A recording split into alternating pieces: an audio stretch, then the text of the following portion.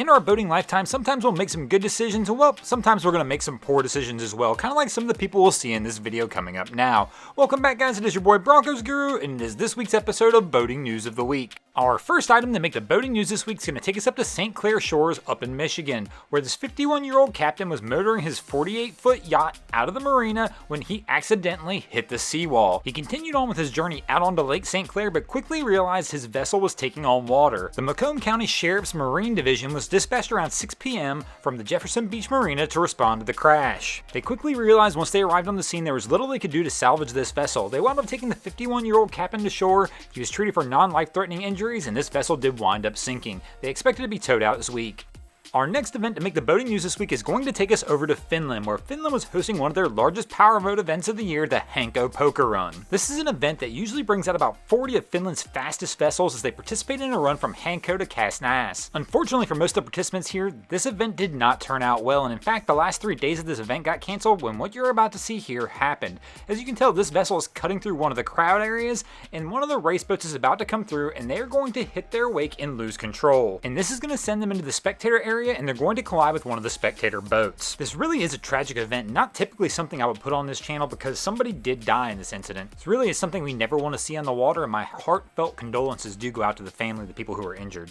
Many of us know that old saying that practice makes perfect, and sometimes it doesn't always wind up ending perfect, kind of like the situation with this float plane in Lake Jockasee in South Carolina. These guys were out practicing takeoffs and landings on Lake Jockasee when all of a sudden the float devices on the bottom of the plane malfunctioned and the plane crashed into the lake. Fortunately for the two people who were on the plane, there was a boater nearby out enjoying the lake who was able to come over and assist with the rescue. By the time the boater arrived, both the co-pilot and pilot had already put on life jackets, and the boater was able to help assist get this plane pulled over to shore, where it was later pulled out by a crane.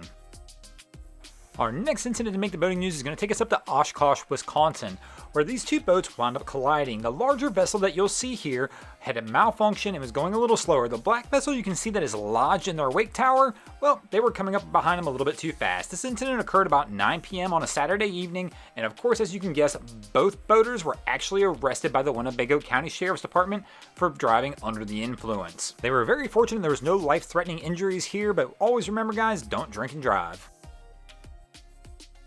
Our next incident in the boating news is going to take us up to Salmon Arm, British Columbia, where at Captain's Choice Marine, a boat was at the fuel dock and had just finished refueling, and when they went to start their motor, the boat actually exploded. The marina staff quickly jumped into action and actually released the boat from the fuel dock and shut off the main fuel valve to the fuel pumps quickly, but the boat started drifting and actually drifted into other vessels. In the end, it wound up catching 5 vessels on fire. The local authorities in Salmon Arm do have this incident under investigation to determine what the actual cause is, but I'm just guessing if they were at the fuel dock and they went to start the motor and it exploded, somebody forgot to put on the blower.